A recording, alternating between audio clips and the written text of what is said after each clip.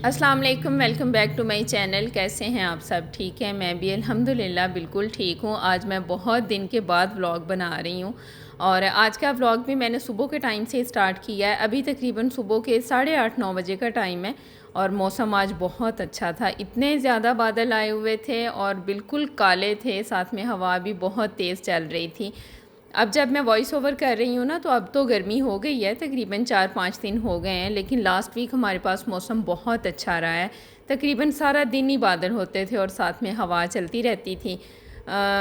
इतनी ज़्यादा बारिश तो नहीं हुई, बस एक दिन थोड़ी सी हुई थी, लेकिन ये है कि पूरा वीक मौसम इसी तरह का रहा है। साइड्स पे काफ़ी ज़्यादा बारिशें हो गई हैं और अब गर्मी का भी तकरीबन एंड ही चल रहा है और हर दफ़ा इस तरह होता है ना कि एंड पे आके जो तकरीबन 15-20 दिन गर्मी के होते हैं ना, बहुत ज़्यादा गर्मी होती है और अभी वही हालात चल रहे हैं। अभी इतनी गर्मी है हमारी तरफ, टेम्परेचर तो बहुत हाई नहीं होता, लेकिन बस ऐसे तेज़ धूप होती है ना कि बाहर निकलना मुश्किल हो जाता है और सुबह सुबह के टाइम से ही ऐसे होती है।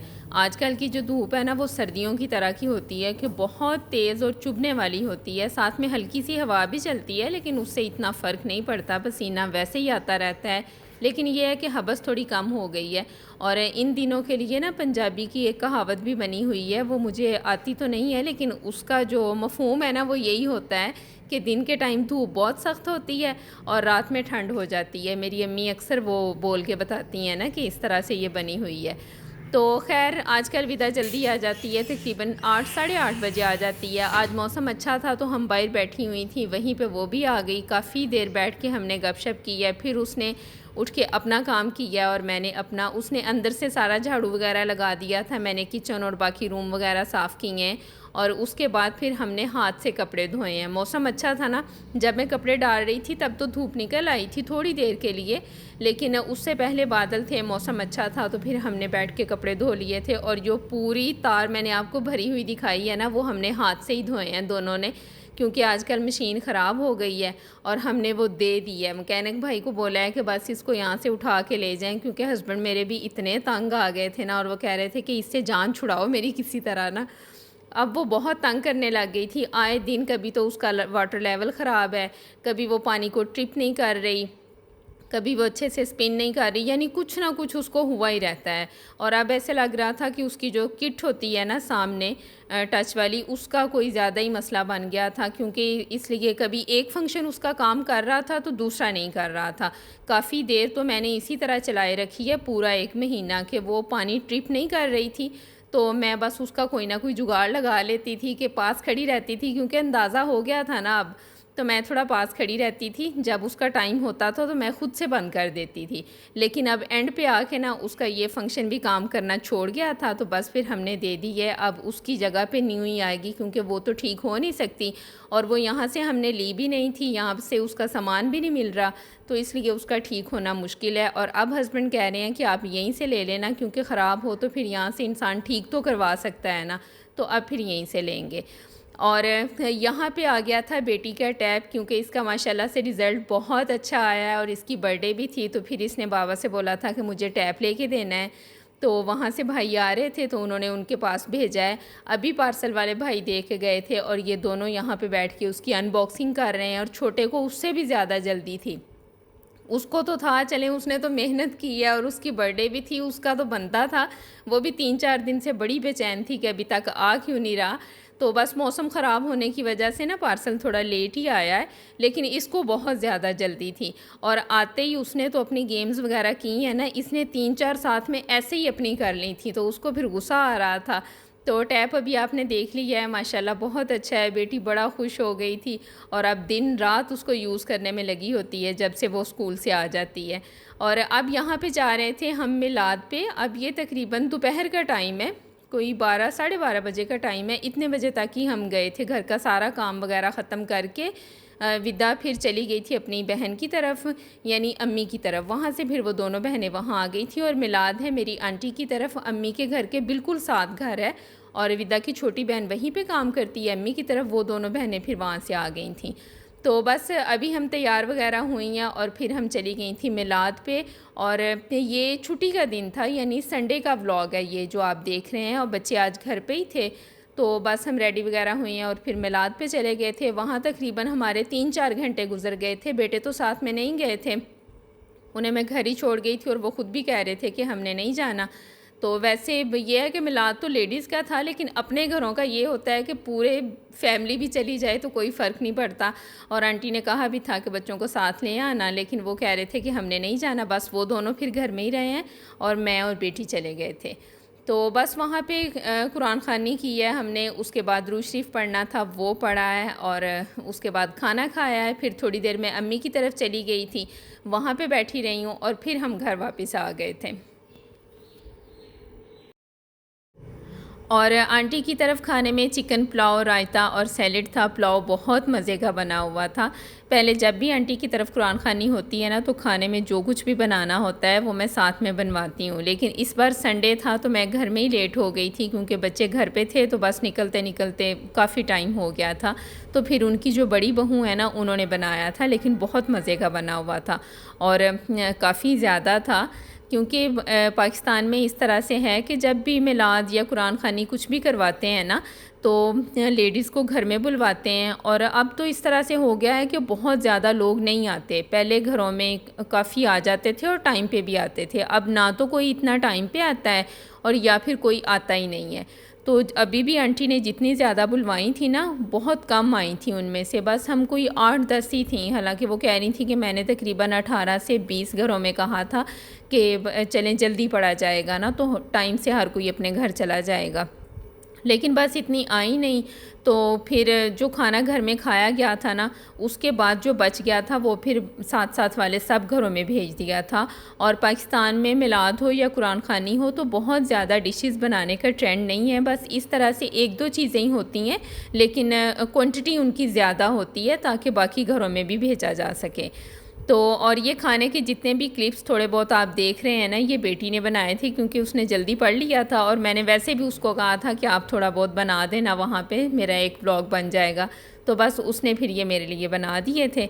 खाना वगैरह खा के हम काफ़ी टाइम बैठे रहे हैं आंटी के साथ। मैंने गपशप की है, क्योंकि बेशक वो अम्मी के घर के साथ ही रहती हैं, लेकिन मेरा आना जाना इतना नहीं होता। बच्चों की वजह से घर से इतना टाइम ही नहीं मिलता कि मैं निकलूं। और जब भी जाऊं ना, तो बस अम्मी की तरफ जाती हूँ, अम्मी का हाल अहवाल लिया, वहाँ पे थोड़ी देर बैठी और घर वापस आ गई। तो बस वो कहते हैं ना कि बाकी घरों में ना खुशी गमी पे ही आना जाना होता है। यानी जब इस तरह का कुछ ना कुछ हो, मैं फिर ही जाती हूँ। या ईद हो गई फिर चली गई, किसी का पता चला कि कोई बीमार है तो उसका पता करने, बस इस तरह से ही है। वैसे इतना ज़्यादा मैं नहीं जाती। और यहाँ पे आप देख रहे हैं कि खाना बन रहा है।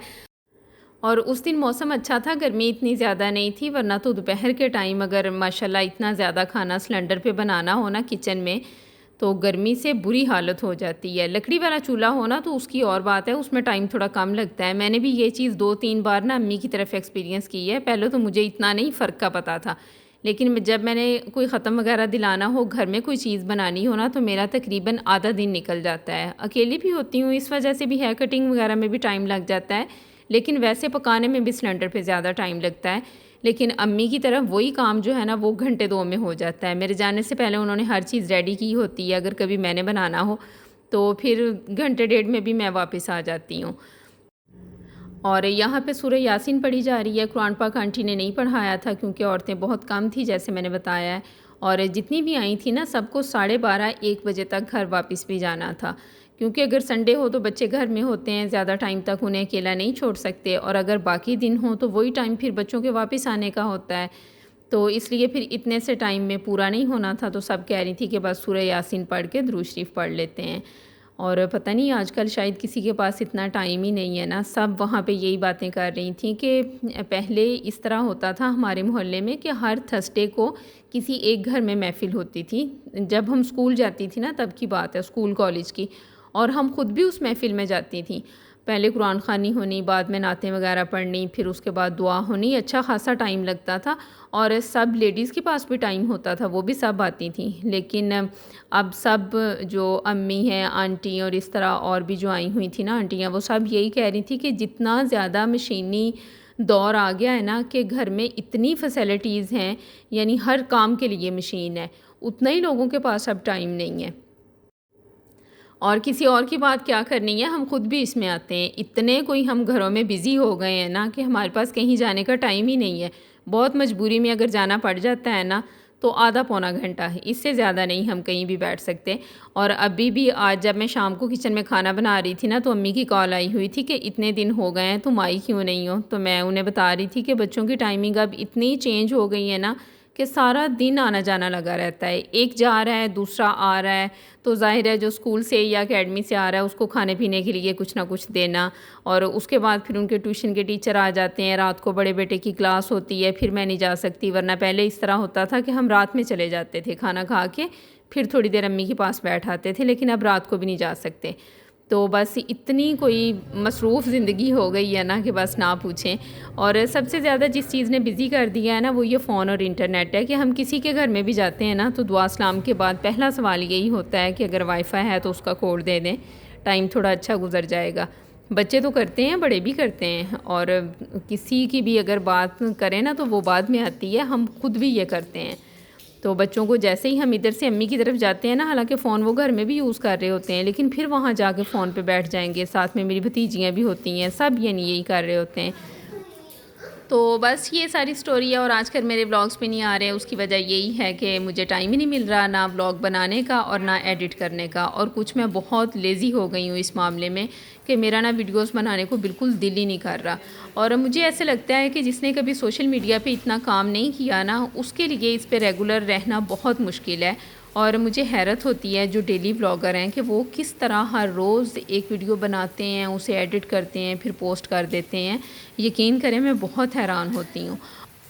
और इंस्टा पे भी कुछ कंटेंट क्रिएटर हैं, लड़कियां भी हैं उनमें, जो डेली कुछ ना कुछ पोस्ट कर रहे होते हैं, और एक बार नहीं, दिन में कोई 2 से 3 बार, और एक टाइम में ना उनकी कोई 8-10 स्टोरीज़ लगी हुई होती हैं।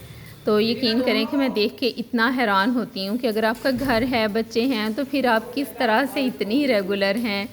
तो शायद वो बहुत अच्छे से मैनेज कर रही हैं, मेरे से नहीं हो रहा। और अगर किसी के पास कोई टिप है ना कि सोशल मीडिया पे किस तरह एक्टिव रह सकते हैं तो प्लीज़ मुझे ज़रूर बताएं। मैं तो पता नहीं, मेरी एक आदत है कि बच्चों के ट्यूशन के टीचर भी आ रहे होते हैं, लेकिन फिर भी मैंने इनका स्कूल का काम हर रोज़ चेक करना होता है। और जो मुझे लगता है ना कि ये वाला इन्होंने ठीक नहीं किया होगा, वो मैंने इनसे सुनना भी होता है। तो बस इस तरह मेरा टाइम सारा गुजर जाता है। और फिर खाने पीने का भी मैं अगर प्रॉपर इनका ख्याल ना रखूँ ना तो मुझे फिर भी बहुत टेंशन होती है। मेरे दिमाग से वो चीज़ निकलती नहीं है कि पता नहीं जैसे क्या हो जाएगा ना, तो बस ये सारी वजह है। और अब जैसे बच्चों की फ़र्स्ट टर्म हो रही है ना, तो मैं सारा कुछ छोड़ छाड़ के ना बस उस तरफ लगी हुई हूँ। मैं उनके आने से पहले खाना भी अक्सर बना लेती हूँ कि शाम को मैं उन्हें ज़्यादा पढ़ने में उनका टाइम दे सकूँ, तो बस इनके मार्क्स अच्छे आ जाएँ। तो बस इस तरह से है। हालांकि अगर मैं अपने चैनल को टाइम दूँ ना तो ये बहुत अच्छा चल सकता है। चैनल के बारे में भी मैं आपको अपडेट्स दूँगी कि मोनेटाइज हो गया है या नहीं, और मेरी इनकम स्टार्ट हुई है या नहीं, इंशाल्लाह नेक्स्ट 1-2 व्लॉग में। और यहाँ पे थी बेटी की बर्थडे, तो बस हमने केक मंगवा लिया था, और साथ में बच्चों ने खाने में जो भी फ़ास्ट फूड होता है वो मंगवा लिया था। केक हमारे घर में इतना शौक़ से कोई नहीं खाता, बेटी का तो कोई इरादा नहीं था मंगवाने का, लेकिन जो उसके भाई हैं ना दोनों, वो फिर भी थोड़ा बहुत खा लेते हैं, तो वो कह रहे थे कि नहीं आप मंगवाओ, क्योंकि केक के बगैर तो फिर बर्थडे होती नहीं है ना। तो वो स्कूल से बहुत लेट आती है, शाम के टाइम आती है, तकरीबन 4:30-5 बजे तक आती है, तो तभी फिर हमने मंगवाया था रात में। तो बस ये छोटी सी सेलिब्रेशन उन्होंने की थी, और यहाँ से शुरू हो जाता है नेक्स्ट डे। और इसका बस ये मैंने एक छोटा सा ही क्लिप बनाया हुआ था। अभी सुबह सुबह का टाइम ही है, विदा आ गई थी, तो बस हम अपने कामों पे लगी हुई थी।